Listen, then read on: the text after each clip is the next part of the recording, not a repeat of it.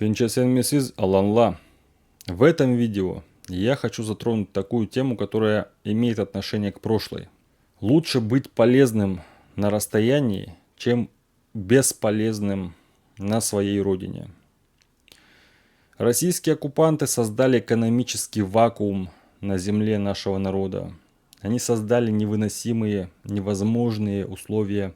В 2022 году, 2021 году, 2020, 2019 и до этого у меня была возможность наблюдать за жизнью нашего народа, находясь все еще на нашей территории.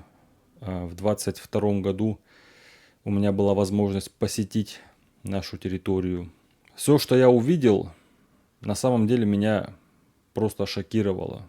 У меня была возможность сравнить, как живут люди в других, даже в соседних регионах. И я понимаю, что хуже, чем у нас, нигде вообще условий нету. Просто наши люди, вот наш народ, аланский народ, российские оккупанты поставили в такое положение, когда человек, кроме как на еду, себе ничего заработать не способен, в принципе, находясь на нашей земле.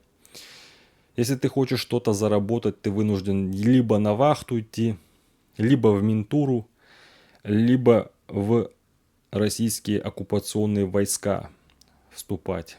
Так вот, находясь в таких условиях, никто не может никому помогать. И дальше это будет только ухудшаться. На ваших глазах ваши дети, ваши родственники будут нуждаться с каждым днем в помощи все больше и больше.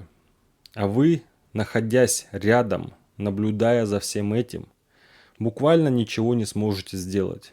Потому что российские оккупанты отрезают все возможности легального заработка, какой бы то ни было нормальной человеческой деятельности для нашего народа, да и вообще для большинства коренных народов.